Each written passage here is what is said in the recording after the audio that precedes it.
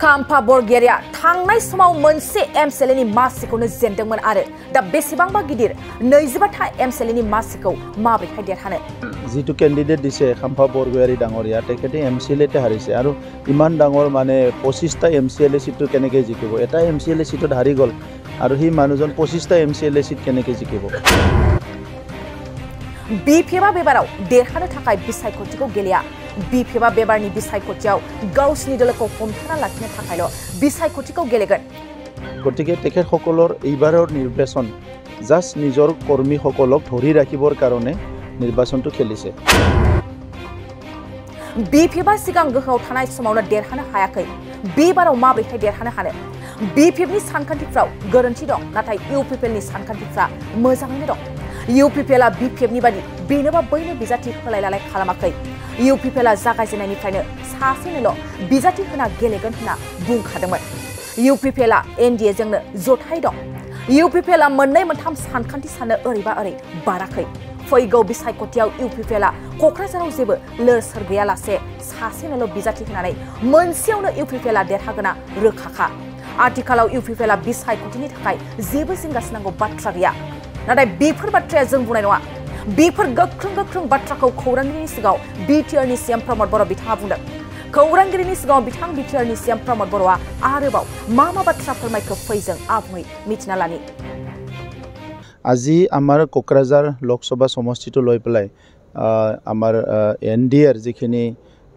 দল আছে BJP UPPL আৰু এজিপি আমাৰ কৰ্মকৰ্তা কাৰ্যকৰ্তাৰ লগত আমাৰ মুখ্যমন্ত্ৰী ডাঙৰীয়াই ইন্টাৰেকশন কৰিব আলোচনা কৰিব আৰু তেখেতে আমাক মাৰ্গদৰ্শন কৰিব আৰু সেই কাৰণে এটা শৰ্ট ভিজিট মুখ্যমন্ত্ৰী ডাঙৰীয়াৰ আজি হৈছে চিৰাঙত আৰু আজি আমি আমাৰ সকলো দলৰ আমাৰ ইএম এমসিএলএ এমএলএ মন্ত্ৰী সকলো কোকৰাঝাৰ লোকসভা সমষ্টিৰ আমাৰ তিনিটা দলৰ নেতৃবৃন্দ সকলো ইয়াতে উপস্থিত হৈছো আৰু মুখ্যমন্ত্ৰী ডাঙৰীয়াক আমি সবে আদৰণি জনাম লগতে তেখেতৰ যেটো মাৰ্গদৰ্শন হিটো আহি থকা যেটো লোকসভা নিৰ্বাচন ইয়াত আমাক বহুত ভালকৈ আমি জিকিবৰ কাৰণে আগবাঢ়ি যাব পাৰিম আমাৰ দলৰ কৰ্মকৰ্তা কাৰ্যকৰ্তা বিলাক উৎসাহিত হ'ব নবহৰণে প্ৰতিহত কৰাৰ বাবে কেনেকুৱা ধৰণৰ পদক্ষেপ ল'ব এবাৰ সক তেখেতৰ জালত তেখেতে নিজে পৰিছে আমিতো কি প্ৰতিহত কৰিম তেখেতৰ নিজৰ কাম নিজৰ চিন্তা নিজৰ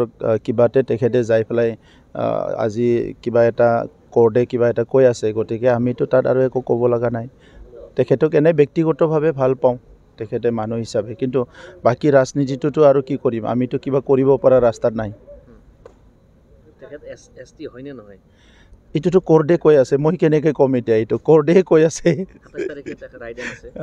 ইটোলৈকে ৰখক ৰায়দানটো কি আহে কি নাই তেতিয়া মানে গম পাম আৰু হাগ্ৰামা মহিলাৰো প্ৰাৰ্থিত্ব দিছে খাম্পা বৰগয়াৰী তো বিপিএফৰ লগত আপোনালোকৰ পোনপটীয়া যুঁজ হ'ব নেকি সক এমসিএলতে হাৰিছে তেখেতে যেটো ক্যান্ডিডেট দিছে খাম্পা বৰগয়াৰী ডাঙৰীয়া তেখেতে এমসিএলতে হাৰিছে আৰু ইমান ডাঙৰ মানে 25টা এমসিএল সিটটো কেনেকৈ জিকিব এটা এমসিএল সিটত হাৰি গল আৰু হি মানুহজন 25টা এমসিএল সিট কেনেকৈ জিকিব গতিকে তেখেতসকলৰ এইবাৰৰ নিৰ্বাচন জাষ্ট নিজৰ কৰ্মীসকলক ধৰি ৰাখিবৰ কাৰণে নিৰ্বাচনটো খেলিছে জিকিবৰ কাৰণেটো নহয় কাৰণ আগতে যেতিয়া পাৱাৰত আছিল তেতিয়াও নিজিকিলে আৰু অংকবিলাক ভুল হৈ গল আমাৰ অংক এটা কাৰেক্ট আমি এনডিএ হিচাপে আছো আৰু দুই তিনটা ইফালে জাপ মাৰিব বিচৰা নাই তেখেতে আৰু ইফালে অংকবিলাক কৰি থাকে গোটেই অসমত ক্যান্ডিডেট দিয়ে আৰু উইথড্ৰ কৰে এতিয়া কৈছে আৰু 5টা ইলেকশ্যনত খেলিম আমিতো আৰম্ভণিৰ পৰা এটাতে খেলিম বুলি কৈছো কোকৰাঝাৰতে খেলিম বুলি কৈছো কোনো লৰছৰ নাই এটাতে খেলিম আৰু এতিয়া এটাতে আমি ঠিক কৰিছো বাকি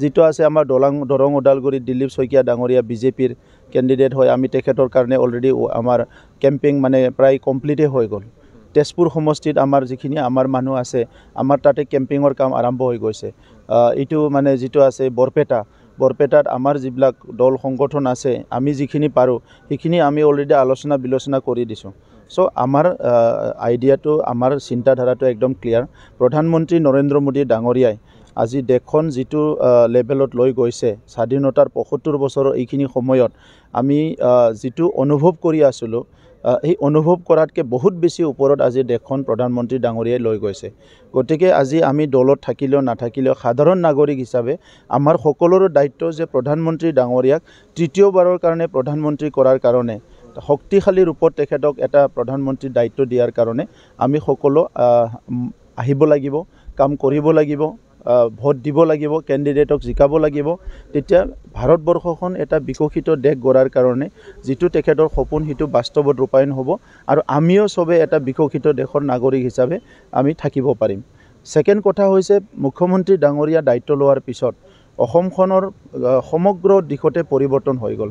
এটা হ'ল যিটো আন্তঃগাঁথনি, আজি অসমখন ভাৰতৰ ভিতৰত শ্ৰেষ্ঠ ৰাজ্য এখন বনাবৰ কাৰণে, উন্নত এখন ৰাজ্য হিচাপে গঢ় দিয়াৰ কাৰণে মুখ্যমন্ত্ৰী ডাঙৰীয়াই যিটো অন্তৰ্গাঁথনি আজি নিৰ্মাণ কৰিছে, এই কথাটো কোনো কল্পনাই কৰা নাছিলে। ছেকেণ্ড কথা, সাময়িকভাৱে সামাজিক পৰিৱেশ পৰিস্থিতিবিলাক যেনেকৈ সলনি হ'ল, বাল্য বিবাহৰ পৰা লৈ পেলাই, ড্ৰাগছৰ পৰা লৈ পেলাই, যিটো কৰাপশ্যনৰ পৰা লৈ পেলাই সকলো এটা যিটো ট্ৰেন্সফৰ্মেশ্যন আনিছে, পৰিৱৰ্তন আনিছে, সেইটো মানে সদায় আমাৰ অসমৰ ৰাইজে এইটো শলাগ ল'ব। গতিকে এনেকুৱা এটা পৰিৱেশত আজি NDAৰ লগত ইয়াত আগত থিয় দিব পৰা কোনো প্ৰাৰ্থী নাই, কোনো দল নাই। অসমৰ নিৰ্বাচন, লোকসভা নিৰ্বাচন খুব ভাল হ'ব। অবড়ো যিখিনি ভোটাৰ আছিল বা পূৰ্বে আমি দেখিছিলোঁ যে অবড়ো ভোটাৰসমূহ নৱশৰণীয়াৰ লগত কিছুমান মানুহক জবৰদস্তি ধৰি অবড়ো কৰা হৈছিলে। ইয়াত কোনো অবড়ো নাই। ইয়াত আছে ৰাজবংশী আছে, বঙালী আছে, গোৰ্খা আছে, বড়ো আছে, বিভিন্ন জনগোষ্ঠী আছে। অবড়ো বুলি ক'লে কিছুমান জনগোষ্ঠীক লৈ পেলাই জবৰদস্তি এটা অবড়ো টাইটেল দিছিলে। অবড়ো বুলি কোনে যিসকলে নেতৃত্ব দিছিলে, তো এতিয়া অবড়ো বুলি ইয়াত কোনো সংগঠন নাছিলে। আজি এই পৰিৱেশটো আজি এই 3টা বছৰত আমাৰ চৰকাৰ অহাৰ পিছত আজি বিজেপিৰ যিটো উদ্দেশ্য আছিলে সমন্বয় কৰিব লাগে, UPPLৰ যিটো উদ্দেশ্য আছিলে সমন্বয় কৰিব লাগে, এই পৰিৱেশবিলাক এতিয়া দূৰ হৈ গ'ল। এতিয়া সব জাতি জনগোষ্ঠী একত্ৰিত হৈছে। আমি সবে ভাৰতীয় মানুহ, আমি সকলো অসমৰ বাসিন্দা, আমি সকলো BTRত একেলগে থাকোঁ। BTRত শান্তি, সম্প্ৰীতি, উন্নয়ন লাগে আৰু এই ক্ষেত্ৰত সবে এক হৈ গৈছে। আৰু এজনে আনজনক বাদ দি পেলাই ৰাজনীতি কৰি ইয়াত না উন্নয়ন হ'ব, না সমন্বয় হ'ব, না শান্তি হ'ব, একোৱেই নহ'ব। এই কথাখিনি আজি ৰাইজে সবে উপলব্ধি কৰিছে। কিন্তু সেই মানুহবিলাকে, কিছুমান মানুহ আছে যিসকলে সমাজ বিভাজন কৰি, ধৰ্ম বিভাজন কৰি, কিবা কৰি ৰাজনীতি কৰিব বিচাৰে। এটা ভুৱা কথাবিলাক কৈ পেলাই দুৰ্নীতি, ভ্ৰষ্টাচাৰ, অপশাসনেৰে ৰাজনীতি কৰিব বিচাৰিছে। এই পৰিৱেশ আৰু BTRত নাই।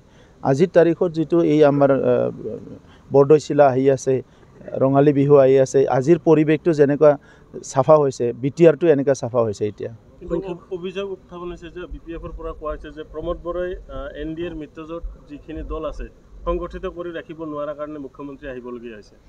মুখ্যমন্ত্ৰী ডাঙৰীয়া আহিব লাগিব, প্ৰধানমন্ত্ৰী আহিব, গৃহমন্ত্ৰী আহিব। তো এইটো আৰু প্ৰমোদ বৰৰ কথা নহয়। ইলেকশ্যনটো এটা উৎসৱ। আগতে হাগ্ৰামা মহিলাৰীয়ে ৰাজাৰ শাসন চলাইছিল, কাকো আহিবলৈ দিয়া নাছিলে। সেইকাৰণে BTRত উন্নয়নো হোৱা নাছিলে। আমাৰ 3টা বছৰত প্ৰধানমন্ত্ৰী ডাঙৰীয়া 2বাৰকৈ আহি গ'ল, গৃহমন্ত্ৰী ডাঙৰীয়া 3বাৰকৈ আহি গ'ল, ডিফেন্স মিনিষ্টাৰ 2বাৰকৈ আহি গ'ল আমাৰ BTR অঞ্চলত, কেন্দ্ৰীয় মন্ত্ৰী সঘনে আহি আছে, ৰাজ্যৰ কেবিনেট মন্ত্ৰীসকল আহি আছে। আপোনালোকে 17টা বছৰৰ ৰিলটো টানি পেলাই চাওক, BPFৰ দিনত কোন আহিছিল। গতিকে আজি মই ৰজা নহয়, ইয়াত গণতন্ত্ৰ দেশ, ৰাইজে ৰজা। গতিকে ইয়াত ৰাইজৰ প্ৰতিনিধি আহিব চবেই ইয়াতে। BTR অঞ্চলটো চাইনাত নাইতো, এইটো অসমতে আছে। চ' অসমৰ মুখ্যমন্ত্ৰী ইয়াত আহিব লাগিব। BTR অঞ্চলটো আমেৰিকাত নাইতো, এইটো ভাৰতত আছে। ভাৰতত প্ৰধানমন্ত্ৰী আহিব লাগিব। আৰু হাগ্ৰামা মহিলাৰী ডাঙৰীয়াই নিজকে ৰাজা বুলি ভাবিছিল, ইয়াত কোনো আহিব নালাগে, সি নিজে উঠি ৰজা, বহি ৰজা। সেইকাৰণে সেই সময়ৰ পৰিৱেশটো চাওক আপুনি, কিমান এটা বেয়া এটা পৰিৱেশ আছিলে। সংখ্যালঘু ভোটাৰৰ ক্ষেত্ৰত কেনেকুৱা চিন্তা চৰ্চা চলি আছে? কাৰণ 3 লাখ সংখ্যালঘু ভোটাৰ আছে। সংখ্যালঘু ভোটাৰে হয়, ভাৰতীয় ভোটাৰ হয়, নাগৰিক হয়। চ' তেখেতসকলে আৰু সংখ্যালঘু বুলি ভাবিব নালাগে। আমি আৰু ST বুলি পেলাই ST ভোট কৰিবলৈ নাযাওঁ, বড়ো ভোট কৰিবলৈ নাযাওঁ। ভাৰতৰ নাগৰিক হিচাপে ভোট দিওঁ। যদি ইয়াতে বঙালীয়ে বঙালী ভোট কৰি দিয়ে, বা মানে বড়োই বড়ো ভোট কৰি দিয়ে, সংখ্যালঘু ভোট কৰি দিয়ে, ভাৰতবৰ্ষ থাকিল ক'ত? গতিকে চবে ভাৰতীয় মানুহ হিচাপে চিন্তা কৰিব লাগে। আৰু আপোনালোককো মই অনুৰোধ কৰোঁ, তেনেকুৱা বিভাজনটো কথাবিলাক মানে বাদ দিব লাগে। আৰু এতিয়া সংখ্যালঘু বুলি ছেপাৰেটলি চাব নালাগে, নাগৰিকে হয়। দেশৰ ইলেকশ্যন হৈছে, তাত চবে চবকো ভোট দিব লাগে। ভাল কেণ্ডিডেট পাইছে, ভোট দিব লাগে। ভাল দলে কাম কৰি আছে, ভোট দিব লাগে। ভাল ভিজনাৰী নেতা আছে, যিনে নেকি দূৰদৰ্শী নেতা আজি নৰেন্দ্ৰ মোদী ডাঙৰীয়া। গতিকে তেখেতৰ লগত যোন প্ৰাৰ্থী আছে তাকে ভোট দিব লাগে। সেইটো চিন্তা লৈ পেলাই আগবাঢ়িব লাগে। আচ্ছা, এইটো ৰামাকান্ত দেউৰী আপোনাৰ বিধায়ক, তেখেতে কৈছিল যে যদিহে মুছলমানে বিজেপিক ভোট নিদিয়ে বিদেশী হ'ব, এই ধৰণৰ কথা উল্লেখ কৰিছিল বিজেপিৰ বিধায়ক। চাওক কোনোবা বিভিন্ন কথা কয় এই কথাবিলাক আৰু লৈ পেলাই খুব দীঘলীয়া টানি আলোচনা কৰিব লগা কথা নাই তেখেতে কিবা এটা পাৰ্টিকুলাৰ চাৰ্কামষ্টেঞ্চত নিজৰ মনত কিবা এটা আহিছে সেইটো কৈ দিছে তো সেইটো কথাটো আৰু ইমান মানে টানিব লগা কথা নাই কথাটো হৈছে কি যে আজি ভাৰতৰ স্বাধীনতা ৭৫ বছৰ হৈ গ'ল এইখিনি সময়ত আজি আমি তেনেকুৱা সংখ্যালঘু জনজাতি অমুক তমুক বুলি কথা পাতিব পৰা পৰিৱেশে নাই কেইদিনমান কংগ্ৰেছৰ দিনত আছিলে এতিয়া প্ৰধানমন্ত্ৰী নৰেন্দ্ৰ মোদী ডাঙৰীয়া দায়িত্ব লোৱাৰ পিছত আমাৰ দ্ৰৌপদী মুৰ্মু ডাঙৰীয়ানী জনজাতীয় মূল তেখেত ভাৰতৰ ৰাষ্ট্ৰপতি হৈ গ'ল ৰামনাথ কোবিন্দজী তেখেতে SC মূলীয় মানুহ তেখেত ভাৰতৰ ৰাষ্ট্ৰপতি হৈ গ'ল ইয়াৰ পিছত আৰু তেনেকুৱা বিভাজন কৰি পেলাই আইডেণ্টিফাইড কৰি পেলাই কোনোবাক তাৰ মানে এনেকুৱা কৰি পেলাই মানে কথা পাতাৰ এতিয়া পৰিৱেশ ক'ত আছে ভাৰত এটা বেলেগ লেভেলত গুচি গ'ল नोंथांमोना गावबा गावनि गथ'खौ सासे राफोद गेलेगिरि खालामनो गोसो दं नामा?